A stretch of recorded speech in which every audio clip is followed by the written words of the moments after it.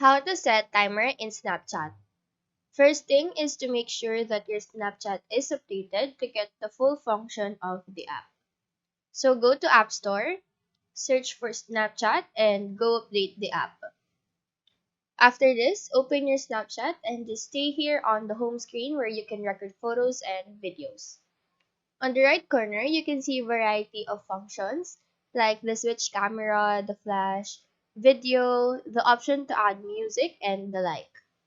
Right on the bottom part of the tab, click on the plus icon, and in here, a lot of options to add to your Snapchat will appear. So go ahead and scroll down until you see the timer.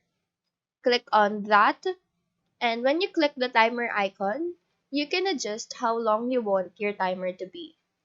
So click on set timer, and when you click the camera button, the timer will start.